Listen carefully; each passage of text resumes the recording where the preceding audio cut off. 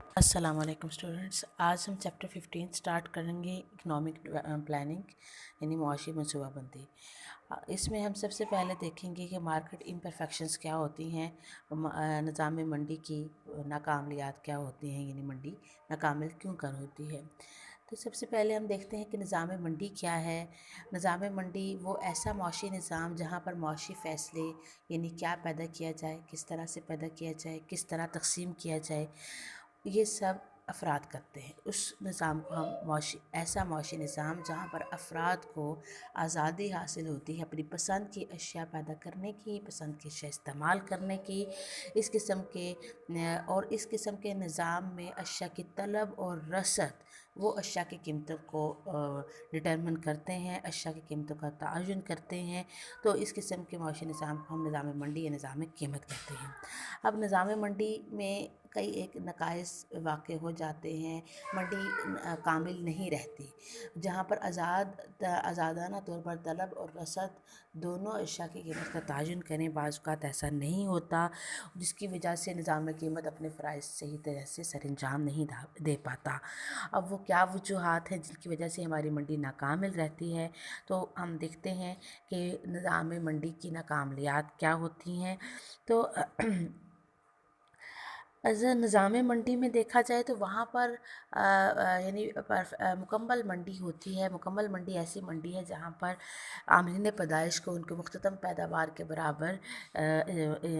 معاوضے مل رہے ہوتے ہیں، صارفین اپنی تسکین زیادہ سے زیادہ کر رہے ہوتے ہیں، بازار میں ایک ہی شے کی قیمت رائج ہوتی ہے، شے کی ایک ہی قیمت رائج ہوتی ہے، پرفیکٹ مارکیٹ ہوتی ہے، اور جو عاملین ہیں وہ بھی پرفیکٹ، جو لوگ ہیں عاملین پیدائش کی نسل لچکدار ہوتی ہے، اور پرفیکٹ نالج پایا جا رہا ہوتا ہے، تمام مزدوروں کے یکساں معاوضے ہوتے ہیں۔ تو جب منڈی کے نظام میں خلل واقع ہو جاتا ہے یا صحیح طریقے سے جب ان میں سے ایک بھی شرط پوری نہ ہو رہی ہو، تو ہم کہتے ہیں کہ نظام منڈی مکمل نہیں ہے یا منڈی ناکامل ہو گئی ہے۔ تو ناکاملیات دو طرح کی ہو سکتی ہیں۔ پہلی اس قسم کی ناکاملیات ہوتی ہیں جس کی وجہ سے نظام منڈی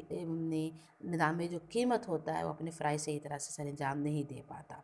دوسرا وہ ہوتا ہے کہ ایسی ناکاملیات ہوتی ہیں جس میں نظام قیمت کے جو پیدا کردہ نتائج ہوتے ہیں وہ اچھے نہیں ہوتے، حوصلہ افزا نہیں ہوتے، اس کی کوئی خاطر خواہ فوائد نہیں حاصل ہوتے اس سے۔ تو آج ہم پہلے دیکھیں گے کہ وہ کون سی ناکاملیات ہیں، وہ کون سی امپرفیکشنس ہیں جو پرائس میکانزم کو جس کی وجہ سے پرائس میکانزم صحیح طریقے سے اپنے کام سر انجام نہیں دے پاتا۔ تو سب سے پہلے ہے پرفیکٹ نالج نہیں ہوتا لوگوں میں منڈی کے حالات سے عدم واقفیت پائی جاتی ہے۔ جو کم ترقی یافتہ ممالک ہوتے ہیں وہاں پر مزدوروں کو علم ہی نہیں ہوتا کہ ان کی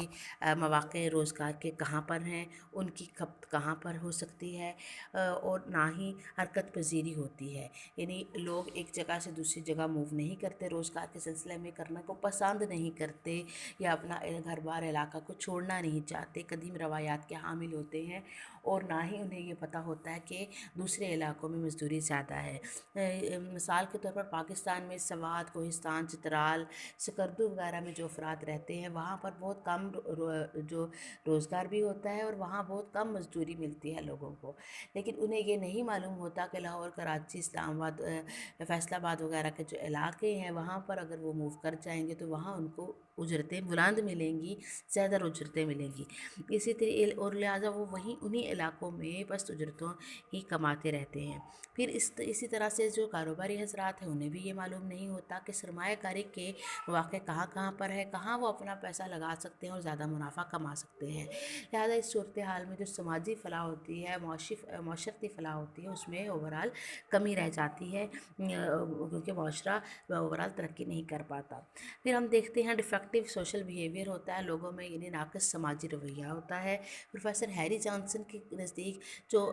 لوگوں کی جہالت ہے، لاپرواہی ہے، غربت ہے، وہ کامل منڈی کی راہ میں ایک بہت بڑی رکاوٹ ہوتی ہے۔ لوگ چونکہ دیہات میں رہتے ہیں اور وہ ایجوکیٹڈ نہیں ہوتے، لہٰذا وہ جدت اور اختراعات کو اپنانا نہیں چاہتے، جدید ٹیکنالوجی سے ناواقف ہوتے ہیں، زراعت میں پرانے طریقے کاشتکاری ہی اختیار کیے ہوئے ہوتے ہیں، جس سے نہ صرف ان کی پیداوار پست رہتی ہے بلکہ ان کی ایفیشنسی، استعداد، کار قابلیت میں بھی کمی رہتی ہے۔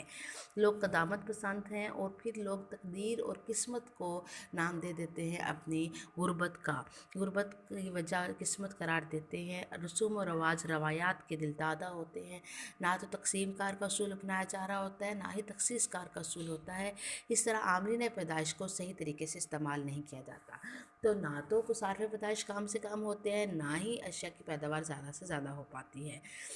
تیسرا ہم دیکھتے ہیں کہ وسائل کی جو غیر معیاری تفویض ہے اور دولت کی تقسیم میں ناہمواری ہے، وہ بھی نظام قیمت کو اپنے فرائض سر انجام نہیں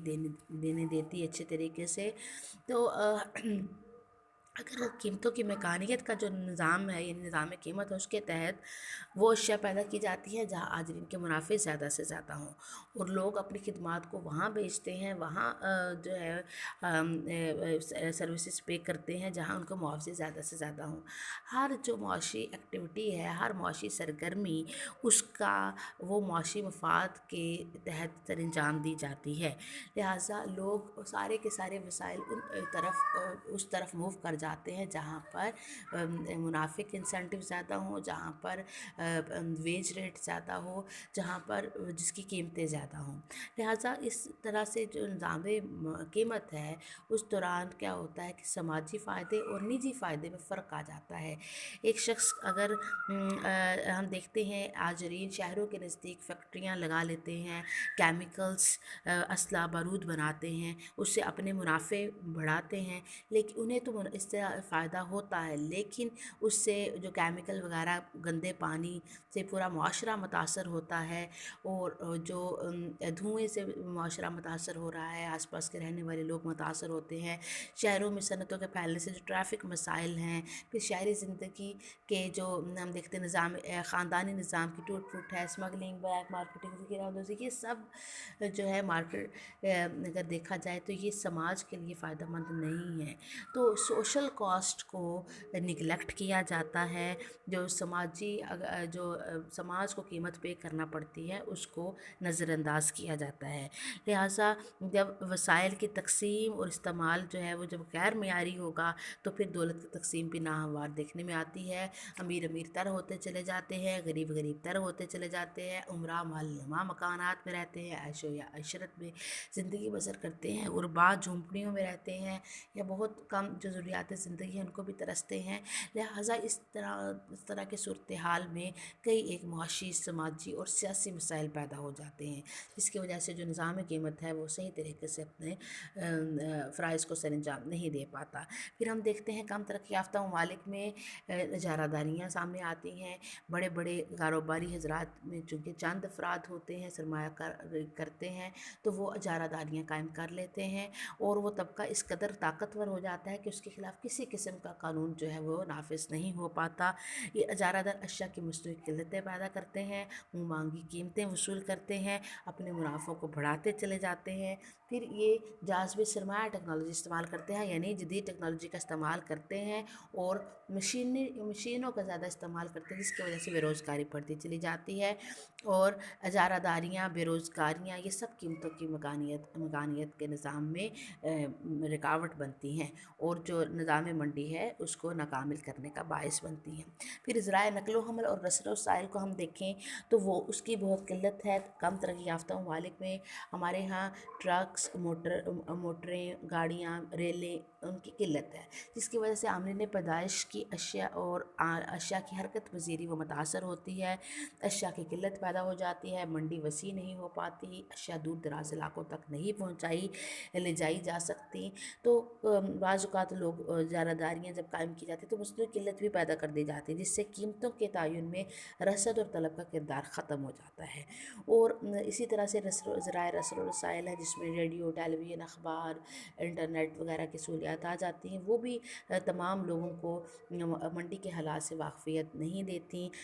فراہم نہیں کرتی، لوگوں کو روزگار اور سرمایہ کاری کے مواقع کا علم نہیں دیتی، جس کی وجہ سے مکمل مقابلہ نہیں پایا جاتا، اور جب مکمل مقابلہ نہیں ہوتا تو نظام منڈی بھی ناکام ہو جاتا ہے۔ بھی تعلیم کی کمی ہے، نظام سرمایہ داری کے حامل ہم افراد کے پاس دیکھتے ہیں ان کے پاس پیسہ وسائل زیادہ ہوتے ہیں اور اعلیٰ تعلیم حاصل کر لیتے ہیں. جن لوگوں کے پاس زیادہ پیسہ ہے وہ اعلیٰ تعلیم حاصل کرتے ہیں، اعلیٰ روزگار حاصل کر لیتے ہیں، اور جو اس کے برعکس وہ افراد جن کے وسائل محدود ہوتے ہیں وہ تعلیمی سہولیات بھی اور اس طرح سے حاصل نہیں کر پاتے، اس لیول کے حاصل نہیں کر پاتے، ان کی مہارت بھی کم رہ جاتی ہے، اس طرح سے ان کے معاوضے بھی کم رہتے ہیں. تو یہ سب جو وجوہات مل کر نظام منڈی کو ناکامل بناتے ہیں یا اس کو اپنے فرائض صحیح طریقے سے سر انجام دینے سے روکتے ہیں. تو